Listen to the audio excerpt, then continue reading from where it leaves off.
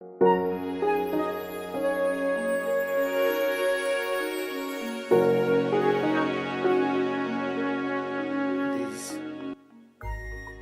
dun dun dun dun dun dun. Lumpy Pear's Adventure, episode 19. You get that far? That's far. The sun was coming up. Everybody was awake and excited about the future. They didn't know what would happen, but they were excited that they'd made so much progress, that the party was such a success, and they only had one more Eye of Ender that they needed.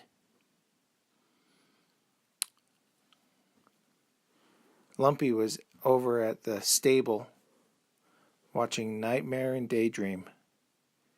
By this time, Daydream was already fully grown. Yeah. He was a big, very strong horse. Horses don't take a If you're anything like your mother, you're going to be a very powerful and loyal friend, even if it takes a little bit of time to warm up to your riders. Okay. So,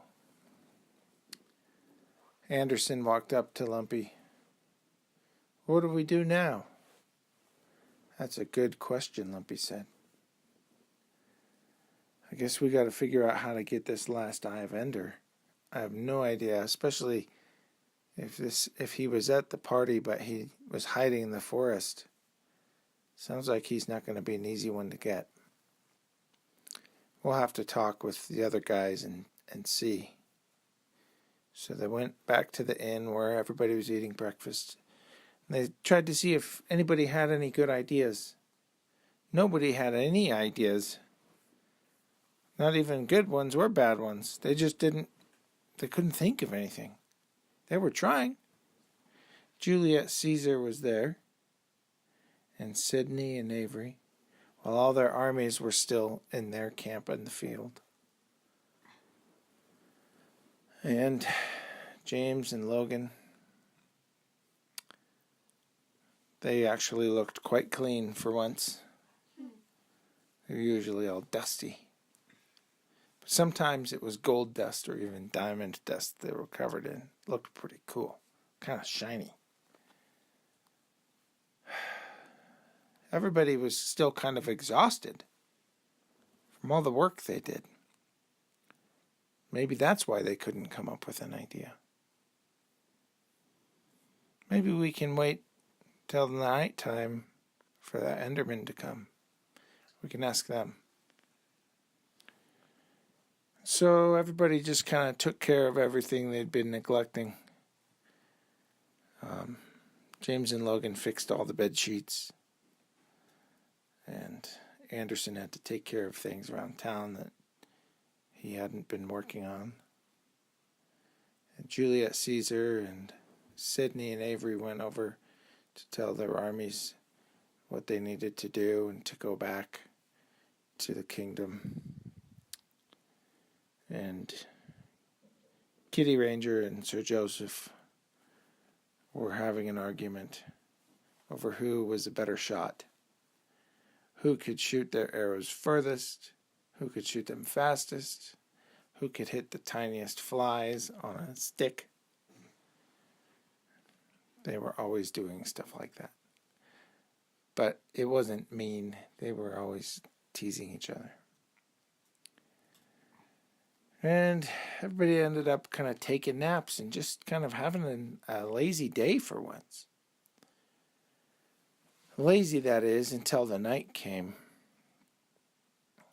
The Enderman King and the 11 Endermen Rulers appeared almost as soon as the sun went down.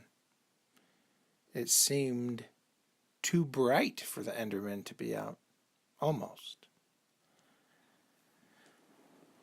They came to the street outside of the inn and called for everyone to come outside. They came outside and said, "Come with us. We need to have a meeting, but we can't have it here. We need to move north a few miles to the Ender Temple." Why can't they always go north? So they went a few miles, everybody, Anderson, Lumpy, Sir Joseph, Kitty Ranger, Juliet Caesar, James and Logan, Avery, Sydney. Is that everyone? Yeah. Did I name it? So Bill. Oh yeah, Torchy. Torchy's kind of quiet when he's not in a fire. Torchy came. They were walking,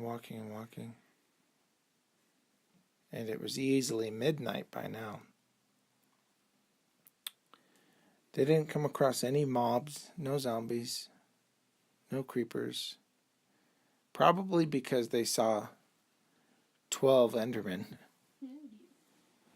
moving with them. That's enough to scare anybody. Then the Enderman King stopped and lifted up his arms. And remember, Endermen have long arms. And then all of the other 11 Endermen lifted up their arms. And they started saying something in their language. And all of a sudden, a big building appeared. It was really weird looking. It was an Enderman temple. And they said, "Normally we do not let your kind in this temple, but you have all proven yourselves." The Enderman King pulled out the book that Lumpy had. "Hey, how'd you get that?" The Enderman King said, "Well, it's our book. You were just borrowing it. But since you've all proven yourselves to be loyal, we are going to share with you the secrets of the Enderman. We're going to show you everything in this book.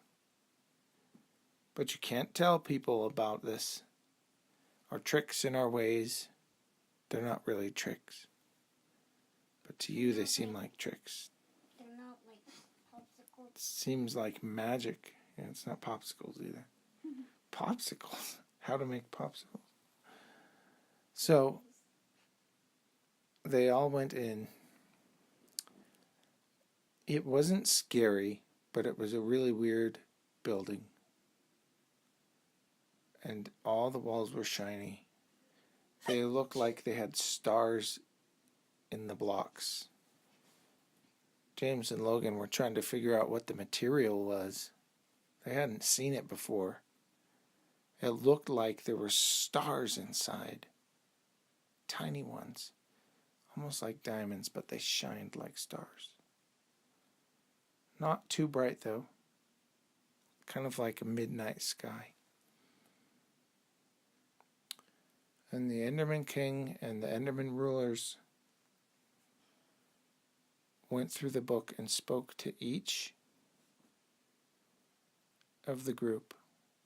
Lumpy and Juliet Caesar, Anderson, Logan and James, Kitty Ranger, Sir Joseph, Juliet Caesar. Oh, Juliet Caesar was paying attention twice as much. That's why I said her twice. Huh? Yeah, and Torchy. Even Torchy. And the Enderman could see Torchy in the temple. And they have good eyes. Mm-hmm. And they taught all of their secrets. It took all night. Some of the secrets was common knowledge. Don't hold in your sleeves. Some of their secrets was common knowledge to everybody, but it was in the book. Now, one of the things, and it covered things like map making and tool making and potion making and medicine and healing and weapon making, and it showed about making ender portals and nether portals and another portal that nobody knew about. And they couldn't even pronounce the portal, but they described this portal and what it could do. The Endermen taught them about this other portal. It wasn't an ender portal and it wasn't a nether portal, but they told them it would take them to a totally different world with totally different rules. And the Endermen couldn't go to that world, but everybody else could. And they knew how to make it. Anyway, after they told him all of this, Lumpy realized that they hadn't talked about getting this 12th Eye of Ender. So he went to the king and said, "What are we going to do about this other Enderman? The one that betrayed you?" And he said, "Don't worry. You guys have proven yourselves so helpful for us. We are going to take care of this last Enderman. Myself and my rulers should be able to handle this. It might be too dangerous for you, so we're going to take care of it. Why don't you go home to Anderson Town, and we will meet with you as soon as